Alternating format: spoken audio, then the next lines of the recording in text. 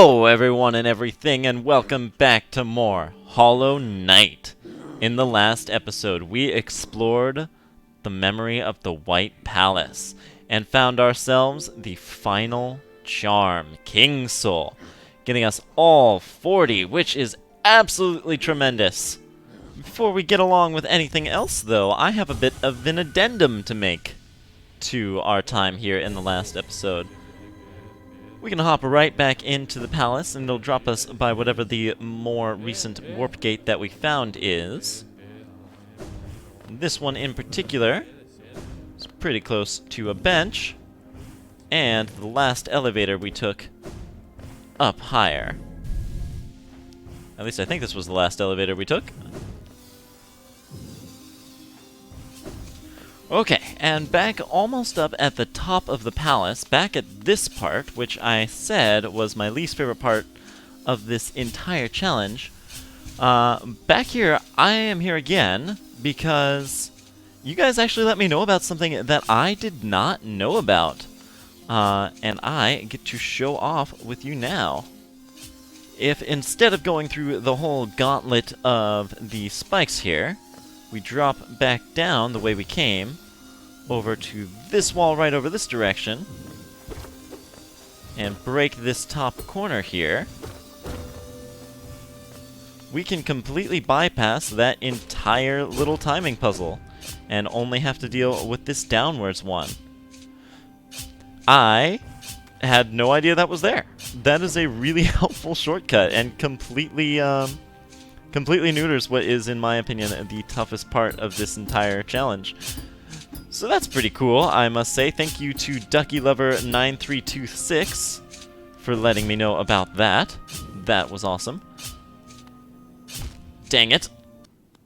And just as long as we're that far in, I might as well go ahead and show that if you do climb your way back up to the throne room, the Pale King is gone, and it is no longer possible to sit on his throne. Interesting. One thing's for sure, there's nothing else for us up here. I'm gonna go ahead and show that if you're in a dream realm, and you try to... Yet that didn't work the way I thought it would, never mind. I guess I'm getting out of here the old-fashioned way. By which, of course, I mean bench warping. What do you think I am? Some kind of square? Now, let's rewind a bit to the point that I said that little timing spiked challenge is the hardest one in here. Now, I'm willing to bet you guys know that that's not true. And we are going to pick our charms extremely carefully here. Here it is. I have decided on King's Soul, Mark of Pride, and Shaman Stone. Now, if we take this elevator up, get up through the top of this room, and into this one, and attack the top of this wall, we unlock a little secret passage. And that is identical to the one that we found all that time ago back in the Weaver's Den. Interesting. What have we here? To witness secrets sealed, one must endure the harshest punishment.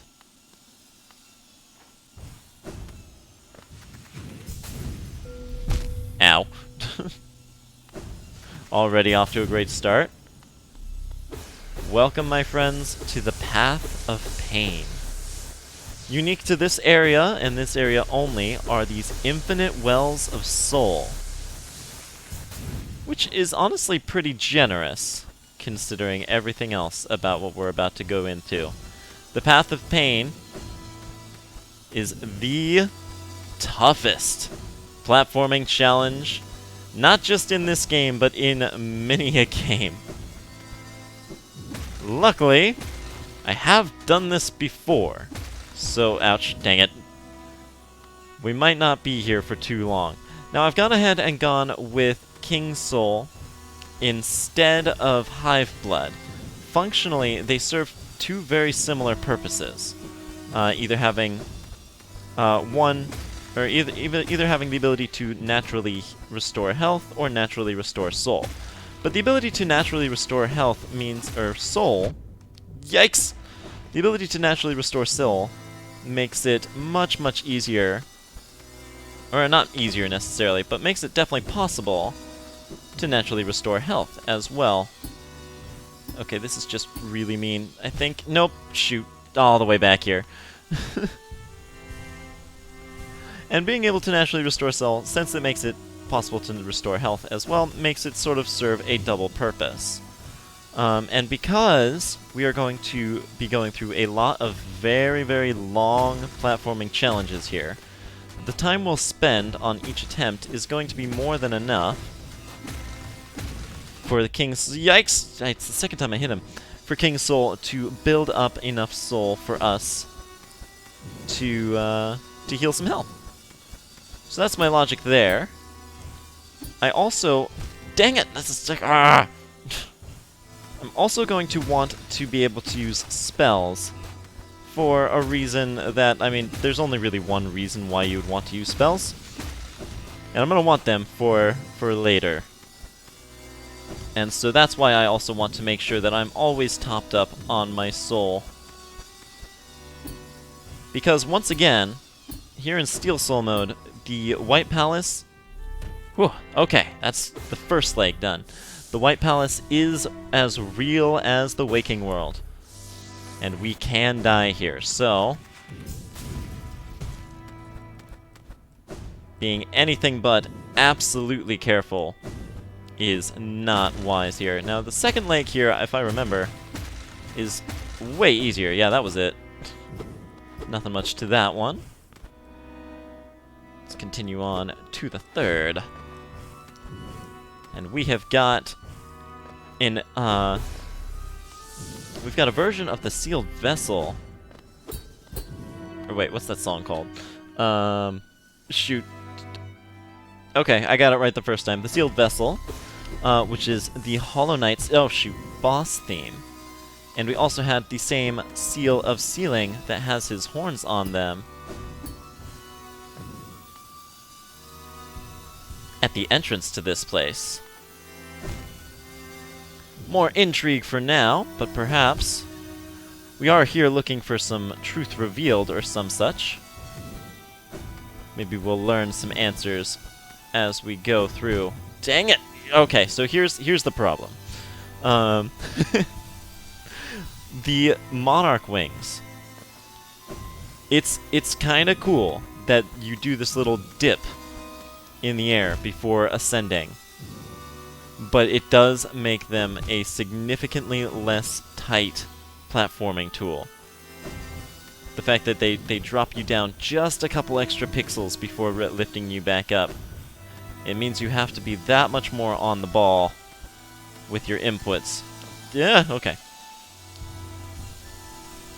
But no worries, we have got this. Now, shoot, okay, now Mark of Pride is one I again not... What was that? Mark of Pride is one that I absolutely cannot imagine doing this without. Let's let this thing pass us by one more time, and I think that's going to be the end of that leg. Not too bad. Alright, up and again. Shoot! Okay, thorns everywhere. Actually, I'm curious, I've never tried. Can you dream mail these? You cannot. Oh, I guess I should have pointed out that these statues, the Infinite Wells of Soul, are also designed like the Hollow Knight. There seem to be big fans of his around here in the White Palace. Suppose that makes sense. He is the symbol of their salvation, after all. Even though it should be me! It should be me! I don't make as much as impressive of a statue. I'm bad at this. Okay, here we go. And I did say, I remember saying at the entrance to the White Palace that it would be required to nail pogo around here, but in the main White Palace, that's actually not true. You can get through the bulk of the challenges in there without needing to pull off a nail pogo even once. Here, that is not the case. Ow, oh shoot, I didn't even see those. No, back here, I thought, we got up to safe ground. Oh, no, I didn't. I got up to safe wall. Okay. Alright, let's let this thing pass us by. Go on back that way. Shoot! I should have committed. Now, don't feel worried about doing this if you don't want to. There is nothing required locked behind this, much like the Hall of Gods, there is nothing in terms of like achievements or rewards, or equipable or anything like that, which is locked behind this challenge. So don't worry yourself too much if you're struggling. Now that switch up there opened the gate off to the right, which is the one sort of saved progress that you get. If you do die in here, and you're not playing on Steel Soul mode, you can come back through here, through that, without needing to flip the switch again. Okay, now this room, we get into some shortcuts right here. If we... Oh, I didn't do it right. If we time this just right, we can go ahead and skip that entire little jump there. Yikes! Okay. And skip a large part of that ascent. That looks like you could conceivably go up. There's like a gap there, but there's nothing to hit. Hang on, let me get up here, and I will explore that. Hang on. It looks so... like, this game uses such deliberate imagery. Why would they make this alcove here if you couldn't do something in it? I guess just to be jerks, you know? That's on brand for here. Another very well-hidden statue off to the right here, just in case. Which is really good news, actually. Because otherwise you would be stuck here without a source of soul. Honestly, King Soul is probably overkill, because the start of each leg does have... Alright, nice. The start of each leg does have the ability to gain some soul, but I still want it because I want to end the last leg on full soul, even if I've just healed or something. Actually, thinking about it more, you know what it is? I just want to justify having King Soul. It is not a very... It is not a widely useful charm. Its cost really doesn't... Like, its benefits really don't justify its cost. It is an expensive charm. Shoot. It still does have at least one practical use, which we will be getting into in due time.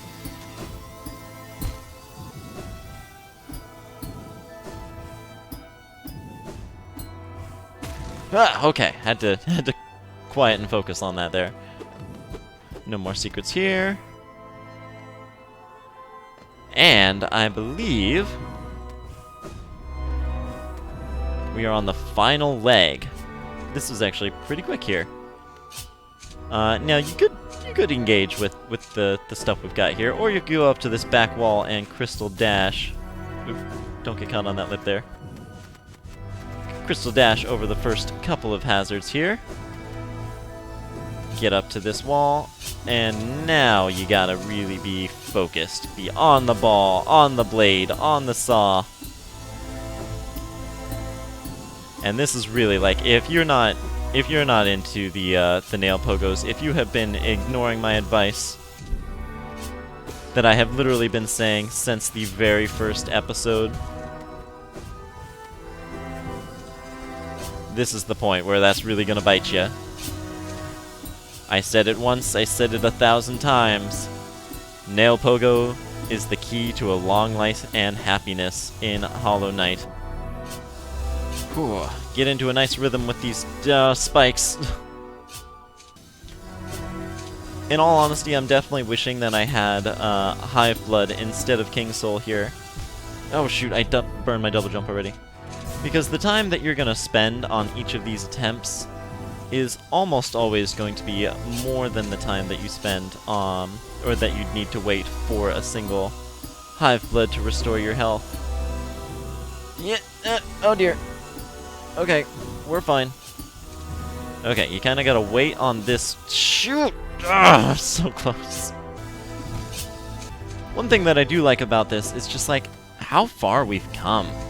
You're gonna be stringing together nail pogos, double jumps, dashes, all these things in midair, taken just from looking at how you played, thinking about how it felt to first play this game, just going in through the Forgotten Crossroads. Come on! Or even compared to doing that first nail pogo across the gap in King's Pass. Okay.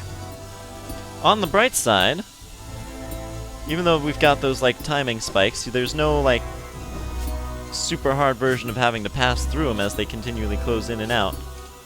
Alright, this is the single hardest jump right here, is we need to time our jump with this saw blade, dash through here, and start jumping on this one. That is the hardest thing to do. Once you do that, it is all smooth sailing. We get one more seal of binding here, and I don't think I pointed out before that these guys here do double damage. And, oh no! No! Okay. Oh, and I am never prepared for fighting both of them, which is why I wanted Shaman Stone. That is... Oh man, I saw my whole playthrough flash before my eyes there.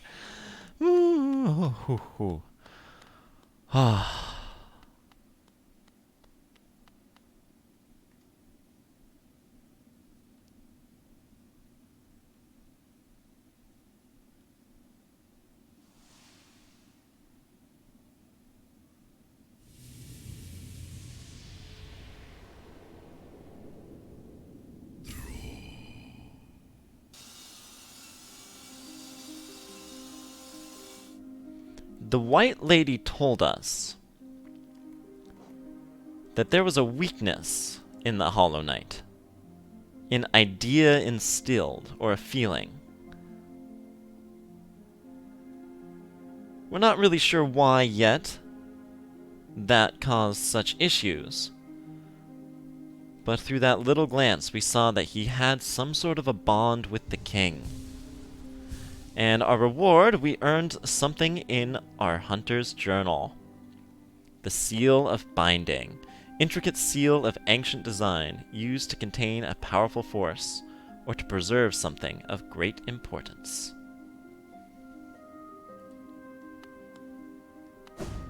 It seems that what we just went through was nothing short of the Hollow Knight's room. And yes, that short one, even though he was much shorter than the Hollow Knight that we know in the Temple of the Black Egg, that is the Hollow Knight. And he sure does look a lot like us, huh?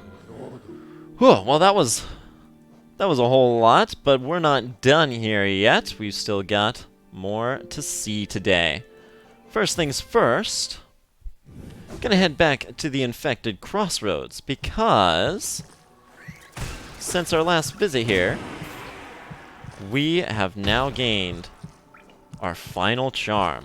And I would love to just bypass right down here and go over to Salubra, but it seems there's the barrier, a really dumb one. So we're gonna have to take the slightly long way around. Let's see what they have to say. My blessing, a special blessing from me to you. You've earned it. Only 800 Geo. Let's see what that's about. My dear, a blessing for you. With your excessive patronage and those startling good looks, you've more than earned it.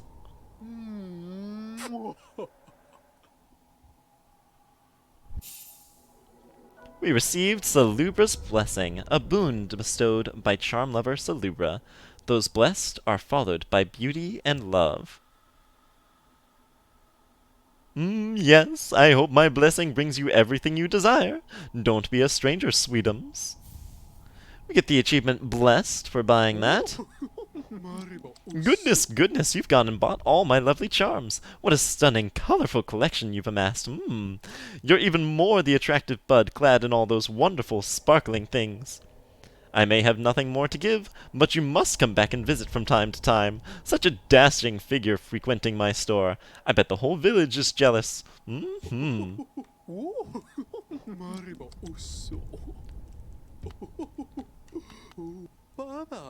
It's a bit of a sin to wear too many charms at once, isn't it? Sometimes less is more, hmm?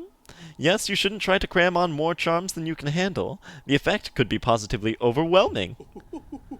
The only hint that I think any NPC gives that overcharming is even possible.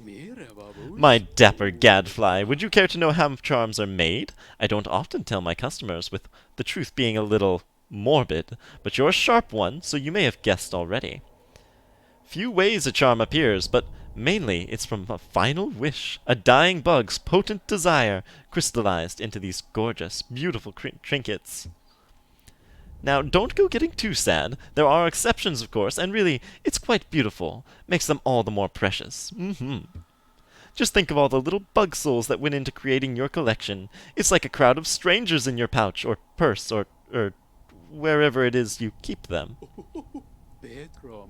It's rare enough that someone enters my store, but even rarer to meet one so striking. Those impressive horns, that fierce weapon, the air of mystery. Oh, it's enough to make me swoon. Now, it's not quite apparent what her blessing does right off the bat, but the next time you sit on a bench... Hang on, before we do this, let's go ahead and unload some soul. So if you sit on a bench for a few moments, you get this little spirit of Salubra that begins crying tears of joy that fill your soul to the brim very fast, essentially making it so that every bench in the game now functions like a hot spring. Now, she also dropped a bit of a truth bomb on us there, that most charms are made from the dying wish of a bug or spirit or something. That is something, alright. That could mean a whole lot of things for so many of what we've amassed. I'm definitely not going to go over all 40 of them, but it definitely adds some pretty intriguing implications, especially for the amount of charms we have which have some sort of face or set of eyes on them. Who were any of these in life? We've seen a couple graves, like the Dash Master's grave had this charm on it. So that one's pretty clear. Joni's Blessing, perhaps? But as for what else, I can really only speculate. Ow. And if I can go back for a second, can I just say how mean it is for them to put two really hard-hitting enemies at the very end of the Path of Pain? Like, come on. Until that point, there's really no real threat of dying as long as you take your time, but after that, they can send you all the way back to the beginning, and they have. But what are we going to do for our second activity today? Well, we banished Grimm, but now it's time to see what happens when we finish things his way. Pull no punches on this one. We want everything that we can bring to bear against him. Here we go. One of my favorite sets.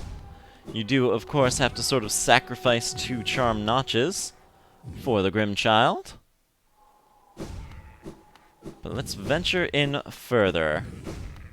And even though we've brought the Grimm child, it seems that the stage stays quiet.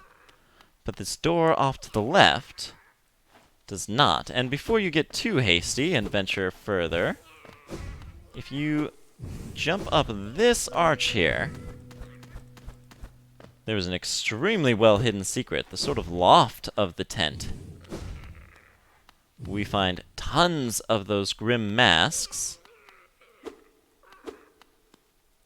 some chests, and this weird apparatus here in the middle. One can really only speculate as to what this room is for.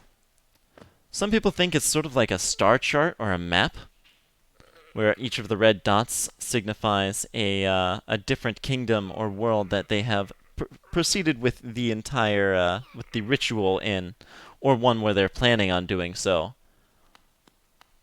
But honestly, there's not much more I can tell you about it. But it is there, and so I did not want to not show it. But over here in the corner, we find Grimm sleeping and dreaming. Should you come over here without Grimchild equipped,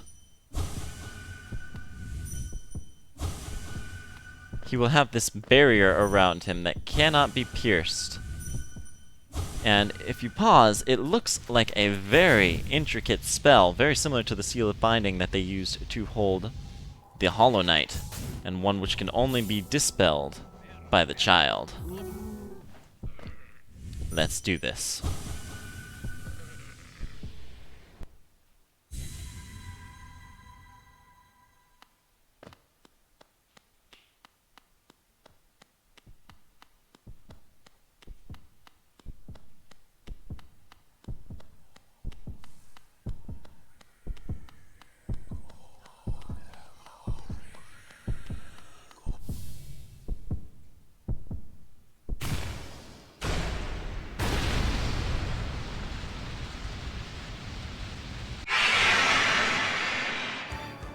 Of all the foes in this game, I'll bet if there was one you were hoping didn't get a super powerful, amped up Dream rematch, it was Grimm.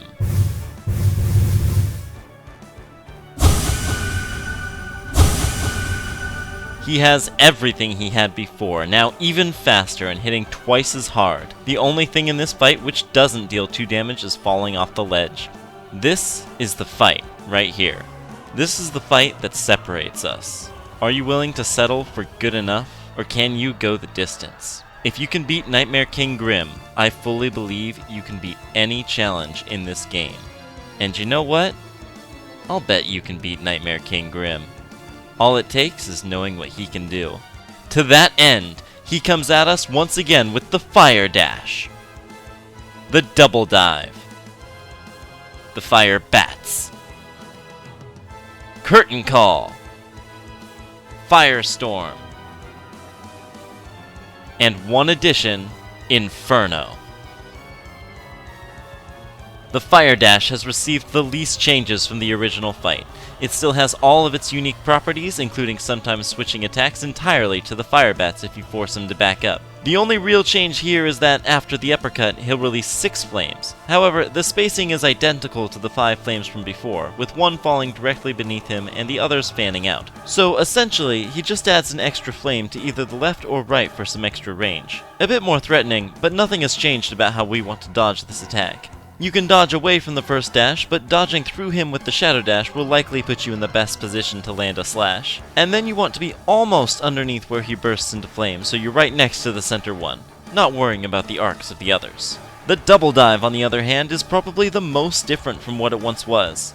Now both movements are accompanied by a trail of flame, all of which is a hitbox. Most notably, this makes it impossibly to dodge the grounded lunge by shade cloaking through him, but once again, if you approach this attack the same way you did in the first fight, not much has changed. Huh, you might almost think I did that on purpose. So once again, Shadow Dash through the first dive, then immediately jump and try for a nail pogo for good measure. The only difference now is that on your jump, you'll have to make sure to move forward so as to avoid the airborne fire, and you'll have to use a double jump or a dash to stay in the air until the second trail of fire dissipates. The Fire Bats have received a bit of an overhaul. He will now launch 4 bats instead of 3, and they each begin at different heights, but thankfully always in the same order.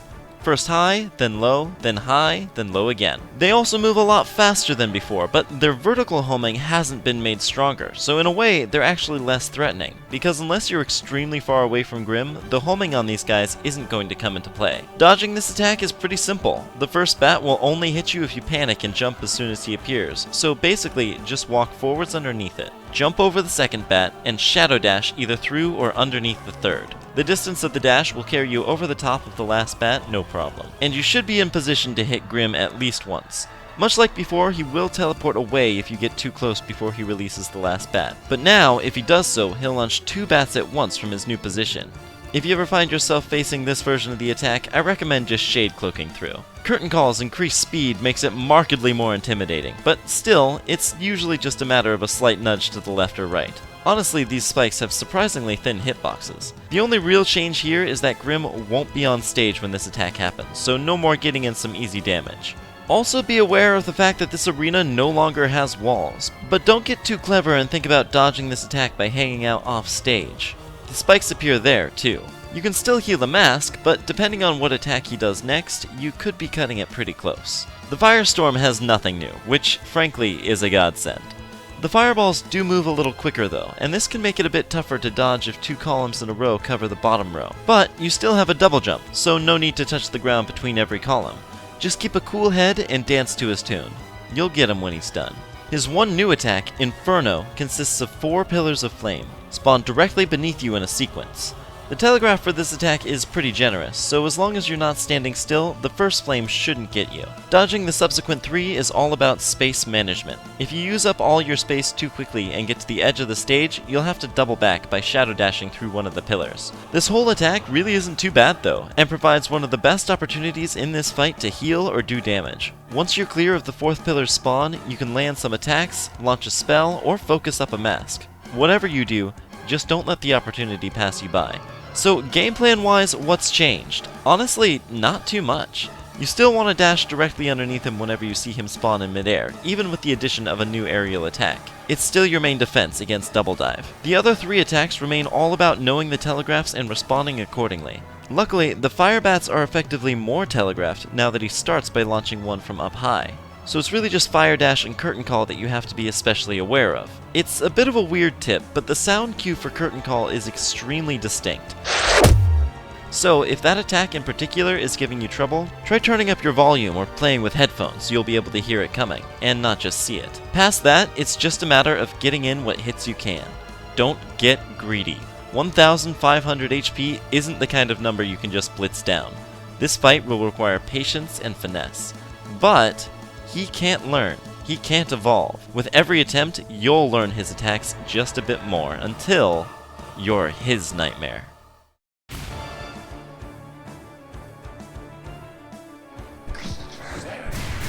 Here he is, at the full force of his power,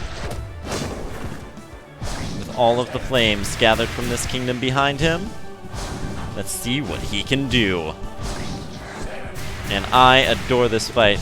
Unfortunately, there is no cheese similar to what we pulled off in his first fight, because since he is the inside a dream, it's impossible to bring Soul in from outside. Right side, ow, even though we're on Steel Soul mode, we are not in any danger here because this is a dream rematch like any other, and unlike the White Palace, we are just about as safe as can be here. Whoa, that was lucky. He does stay staggered for significantly less time, which makes it a little bit tough. Wait a minute. Oh, shoot. He has walls. He has walls in here. I didn't think this arena had walls. Oh, drat. Alright, well, we're fine. That's just gonna be one error. I've done so much right. That's one thing I can accept. Ah. Yikes!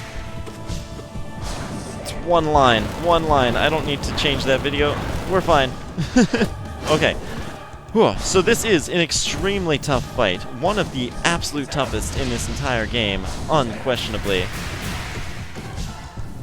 But once you've gotten the movements down from his first fight, the movements here are not too different at all. And it makes them overall pretty manageable. But I don't, other than the Radiant boss fights that we have fought in the Hall of the Gods, this is easily the toughest foe that we've yet faced. And there's something that's really validating about that, considering how awesome of a design he has. He's not my favorite character in the game, but design-wise, he is incredible. And everything about this fight visually is just stunning. You've got the whole, the whole like stitched together Frankenstein veins aesthetic, the heartbeat sound, which never fails to raise tension really effectively. Everything in here just screams horror, and there's something. And even though this game has definitely had a sort of underlying tone of creepiness, and maybe it's the Nightmare Before Christmas aesthetic, but it really brings it here, and I cannot praise it enough. Yikes! No thank you. Ready, ready, ready. Okay. That Inferno attack is probably one of the more interesting curveballs that he throws you compared to the other fight. Those flames do come up pretty fast if you don't know what you're looking at, but as with many things, he only has the element of surprise with this sort of thing once. And once you get past that, you are just about through. How many times has he done Firestorm? Oh shoot, I stepped right into that. I don't know if he's done that 2 or 3 times yet. The points in his HP that he does that attack is the same as it was. Once again, at each quarter of his health, 75, 50, and 25%. So it's another pretty easy way you can use to gauge how well you're doing, how far you've gotten. Oh, almost got him, almost got him. Yikes, that is really close. Another thing about those Infernos is that the fire on the ground after the column disappears, those are also a hitbox. Woo!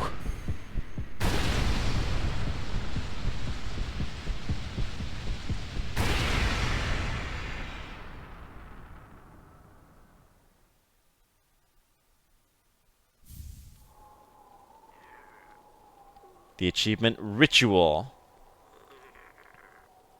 And the main tent is gone. Our Grimmchild gets its final upgrade, now looking exactly like Grimm. Symbol of a completed ritual, contains a living scarlet flame. And it seems that for better or worse, that was the purpose. As it said in the journal, burn the father, feed the child. The expanse of dream and past was split. One realm now must stay apart. Darkest reaches beating red. Terror of sleep, the nightmare's heart. The seer apparently said that. So whatever clan the nightmare people belong to must have been somewhat similar to the Moth clan, using dreams, and yet nightmares seem to be their own sect of it. More depraved. Of course, there is one thing still left, and that is Divine's tent. And I wanted to show that it is still here, even if you haven't upgraded all of your charms. So you have as much time to do that as you'd like, at least with this route. But again, with Banishment, make sure you get that done beforehand. Well, that is going to be an awful lot. And unfortunately, because we got Salubra's blessing this episode, I'm going to have to stop ending episodes on the bench because I don't want my closing thoughts to be constantly accompanied by these So we're gonna be standing in front of a few more benches from now on. That was the Path of Pain and the Nightmare King. What a double whammy that was. In the next episode, I say we head back to Godhome and start plinking away at our progress through there as well. We're on a roll now. Let's start really doing some hard stuff. See you guys then.